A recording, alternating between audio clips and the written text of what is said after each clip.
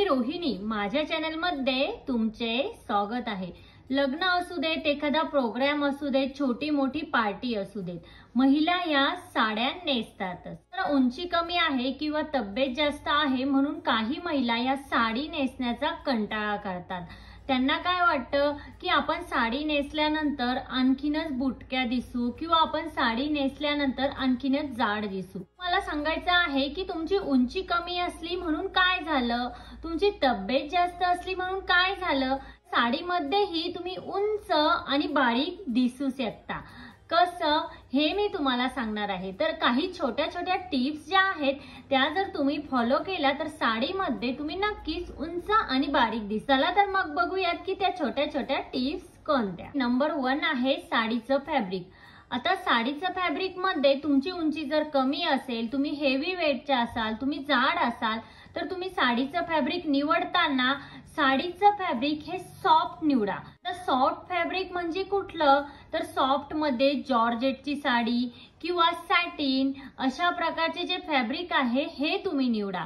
या फॅब्रिक मध्ये तुम्ही उंच दिसाल आणि बारीक ही नक्की दिसाल। काय होतं, या फॅब्रिकच्या साड्या या अंगाला खूप छान बसल्या जातात आणि त्यामध्ये आपला लुक हा स्लिम वाटतो। या उलट जर काठपदर साडी, कॉटन साडी किंवा अशा ज्या फुगीर फॅब्रिकच्या ज्या साड्या आहेत त्या तुम्ही अवॉइड करा। त्यामध्ये काय होतं की तुम्ही जाड दिसता, म्हणजे तुम्ही आणखीनच हेवी वेटच्या दिसता आणि त्यामध्ये मग ऑटोमॅटिकली तुम्ही बुटके दिसता।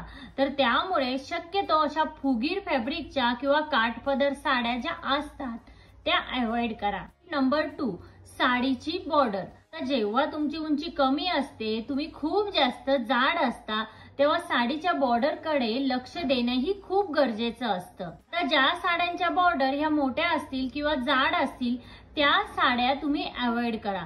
काय होतं, जेव्हा आपण एखाद्या व्यक्तीला बघतो तेव्हा आपण त्या व्यक्तीला टॉप टू बॉटम बघतो आणि तेव्हा काय होतं, त्या साडीचा काठ जर जाड असला तर त्यामध्ये आपण ऑटोमॅटिकली जाड दिसतो। त्यामुळे शक्यतो तुम्ही काय करा की छोट्या बॉर्डरवाल्या किंवा बॉर्डरलेस ज्या साड्या आहेत त्या तुम्ही चूज करा। त्यामध्ये तुम्ही नक्कीच उंच आणि बारीकही दिसाल आणि सगळ्यांमध्ये उठून दिसाल। टिप नंबर 3 आहे साडीचा रंग। यस, आता जेव्हा तुम्ही डार्क कलरची साडी नेसता, म्हणजेच ग्रीन कलर, ब्लॅक कलर अशा कलरच्या जेव्हा तुम्ही साड्या नेसता तेव्हा काय होतं की सगळ्यांचं लक्ष हे आपल्या साडीकडे जातं। त्यामुळे साडीच्या डार्क कलर मध्ये आपली फ्रेम ही टॉप टू बॉटम एकसारखी दिसते। एकंदरीत काय, डार्क कलर मध्ये आपली फ्रेम ही बारीक दिसते। शक्यतो साडीचा रंग निवडताना तुम्ही डार्क कलरचे जे आहेत त्याच साड्या तुम्ही निवडा। त्यामध्ये तुम्ही उंच आणि बारीक दिसण्यासाठी नक्कीच मदत होईल। त्यानंतर टिप नंबर 4 साडीची प्रिंट। यस, जेव्हा तुम्ही साडी खरेदी करायला जाता तेव्हा काय करा की मोठ्या प्रिंटवाल्या ज्या साड्या आहेत त्या अजिबात निवडू नका। मोठ्या प्रिंटवाल्या साड्यांमध्ये काय होतं की तुमची तब्येत ही जाड दिसेल आणि त्यामध्ये तुम्ही बुटक्या दिसाल। त्यामुळे मोठ्या प्रिंटवाल्या ज्या साड्या आहेत त्या अवॉइड करा। तो तुम्ही जेव्हा साडी खरेदी करायला जाल तेव्हा एक गोष्ट लक्षात ठेवा, छोट्या प्रिंटवाल्या ज्या साड्या आहेत त्याच निवडा। त्यामध्ये तुम्ही उंच आणि बारीक नक्कीच दिसाल। नंतर टिप नंबर 5 आहे साडीचा ब्लाउज। यस, साडीचा ओव्हरऑल लुक हा साडीच्या ब्लाउज वरतीच डिपेंड असतो। ब्लाउज स्टिच करताना तुम्ही कॉलर नेक, बोट नेक ह्या ज्या नेकच्या डिझाईन आहेत ह्या अवॉइड करा। याने काय होतं की तुमची उंची ही कमी असते। ऑब्विसली तुमची उंची कमी असल्यामुळे तुमच्या मानेची उंची ही कमीच असणार आणि जर तुम्ही कॉलर नेक, बोट नेक हे ब्लाउज डिझाईन जर स्टिच करून घेतले तर त्यामध्ये तुम्ही बुटक्या दिसाल आणि जाडही दिसून याल। आता जेव्हा तुम्ही ब्लाउजचे नेक हे स्टिच करून घ्याल तेव्हा तुमचे नेक हे थोडेसे पसरट ठेवा। तुमची तिथली जी बॉडी आहे ती शो झाली पाहिजे अशा प्रकारचे तुम्ही पसरट नेक हे स्टिच करून घ्या किंवा तुम्ही व्ही नेक ही स्टिच करून घेऊ शकता। व्ही नेक मुळे तुमची कॉलर बोन हे विजिबल होतात आणि त्यामुळे तुमची मान ही उंच दिसते आणि मान उंच दिसल्यामुळे तुम्ही ऑटोमॅटिकली उंच दिसता। टिप नंबर 6 ब्लाउजच्या स्लीव्ज। यस, आता जेव्हा तुमची उंची कमी असेल, तुम्ही हेवी वेटच्या असाल, तेव्हा तुम्ही ब्लाऊजच्या स्लीव्ज ह्या शॉर्ट अजिबात शिवायच्या नाही किंवा तुम्ही ब्लाऊज हा स्लीवलेस ही शिवायचा नाही।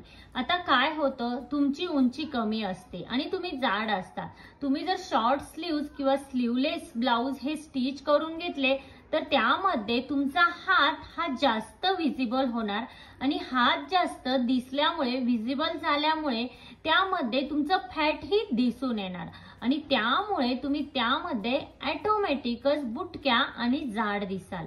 तर तुम्ही ब्लाऊज स्टिच करून घेताना काय करा की ब्लाऊजच्या स्लीव्ज ह्या 3/4 एल्बो किंवा फुल स्लीव्जचे जे ब्लाऊज आहे अशा प्रकारचे ब्लाऊज स्टिच करून घ्या। तर आहे टिप नंबर 7 हेअरस्टाईल। जेव्हा तुमची उंची कमी असेल, तुम्ही हेवी वेटचे असाल, तुम्ही तेव्हा अशा प्रकारे दोन्ही साइडने केस सोडू शकता। त्याने काय होईल की तुमची दोन्ही साइडने जी बॉडी आहे ती हाईड होईल आणि तुमचा जो जाडपणा असेल तोही हाईड होईल। काही फंक्शन आहे आणि त्यामध्ये तुम्हाला बन हेअरस्टाईल करायची आहे तर तुम्ही अशा प्रकारची हेअरस्टाईल करा की त्यामध्ये तुम्ही उंच आणि बारीक दिसा। त्यामध्ये तुम्ही लो बन मिड बन अजिबात करू नका। तर तुम्ही हेअरस्टाईल करताना हाय बन करा, त्यामध्ये काय होतं एक एलोंगेशन ऍड होतं आणि त्यामध्ये तुमची फ्रेम ही उंच असल्यासारखी दिसते।